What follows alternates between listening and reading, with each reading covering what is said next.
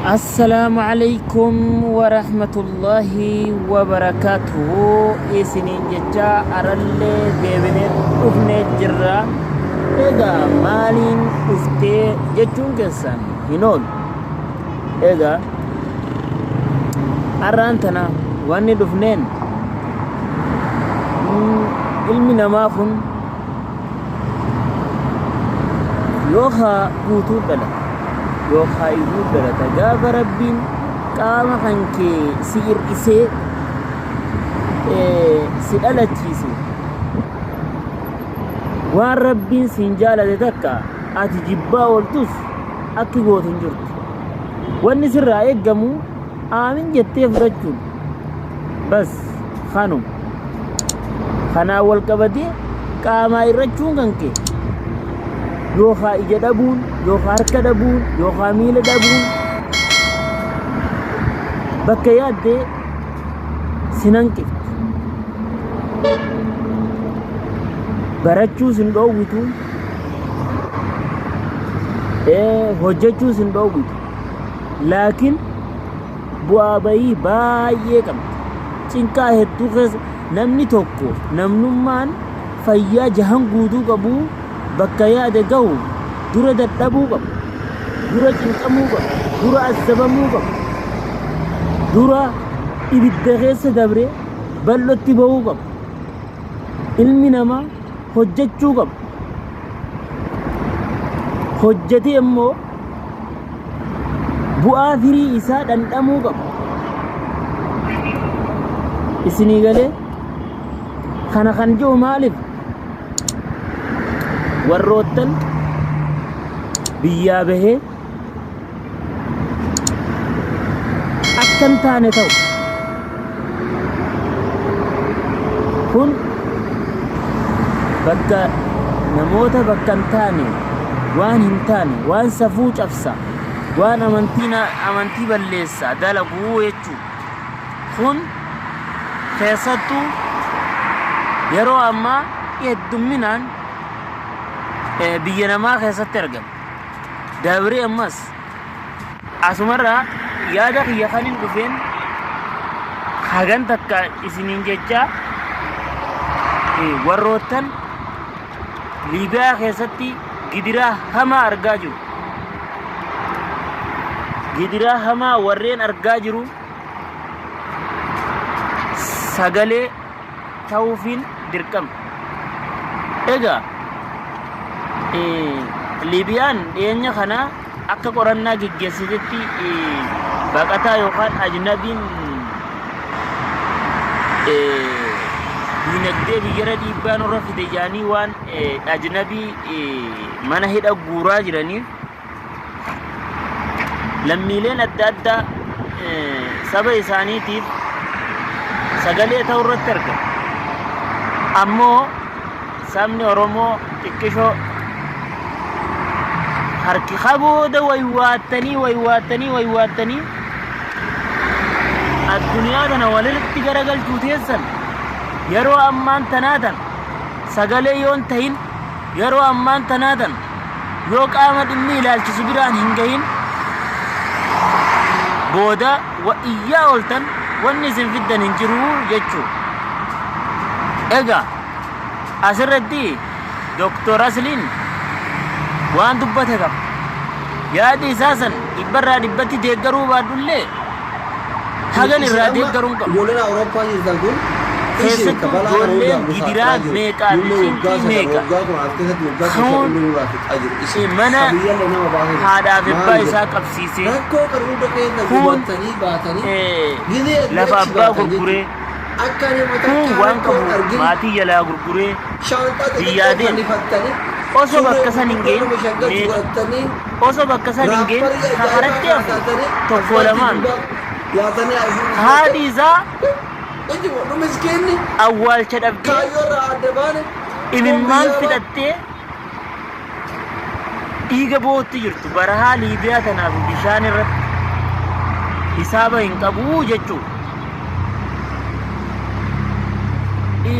warroottan cinqaa kana hunda keessa dabree kun bishaan irratti jalaa dhumee kun dallala harkatti du'ee akka hin taanetti lubbuun isaa dabartee kanarraa hafe achi tarkaanfate kana jechuu rakkoo qabu. Bakki yaada Doktor Aslii irratti deeggaru bakka tana jechuudha. Irratti dabboo wanni takkittiin hin jiru irratti dawwalee jaanii beekadhu miskiinticha waa takka hin qabne haadha abbaa bira jiru. Raahaa gootee as geessa. Kun yoo maatilleen gadhiisuu didan dallaala agarsiisee mana isaa mana haadhaa fi abbaa itti showaan noolee harkatti qabatee karaa seenaa jechuudha. Gaafa karaa seenee Liibiyaa ga'e wanni isaan gaafatan takkaaf lamaa miti jechuudha. Miliyoona takka irraa gadaanti miliyoona takka gaafatan. Abbaan maal gochuu qabu? Carraan tokkichaa inni qabu ilma isaa lubbuu baafatuuf yookaan dachii isaa yookaan mana isaa gurguree ilmoo isaa baafatu qaba jechuudha. Lubbuu ni baasa dallaalli ammallee kabira gurguran ammallee akkasumatti siigalee kana kan godhaa jiru maali? Warroottan Awurooppaa Eeshiyaa kana jiru jechuudha. Kun rakkoo tana hunda wanni fide gaaga'ama biyya keessa jiru. Egaa eefa biltiginnaan dhufte ummanni keenya takkaa boqotee jiraatee hin beeku. Gariin quufaaf deema. Gariin ammoo jireenya jijjiirradha deema. Gariin ammoo mootummaatu itti rakkisee mootummaa jalaa baqateema. Gizee rakkoon alaasitti jabaatte mana keessa deessitaa jechuudha. Yoo mana si jala seente bakka itti dheessitu hin qabdu. Carraan ati qabdu harka kennitee rakkoo sanii wajjin rakkoo lammaffaa taatee wajjin jiraachuu haga Rabbiin keessaa si baasutti. Dabree kana gizee jennu inni lammaffaan ijoollee Suud Arabiyaa jiraniif amata hagada gaafa yaadig biyya bulchu lammiileen Suudii lammiileen Itoophiyaa takara Suud Arabiyaa deeman taamana hidhaa keessatti duute yoo carrummaan gartee azallummaan Rabbi itti dhufee duuten beeku. Tasanirraa fi kun bishaanitti numa dhuma kun gaara keessatti illee numa dhuma. Amma waggaa 6 eefa biltiginnaan dhufte lammiileen Itoophiyaa keessattuu sabni Oromoo amata hagada isaanumaaf sagalee ta'a. Amma ammaan tanaa meeqaantamii mana hidhaa Suud Arabiyaa san keessa rakkachuu jira. Meeqaantamii haadhi ilmoo meeqaantamii ilmoo isiitii wajjin mana hidhaa san keessa rakkatu jira.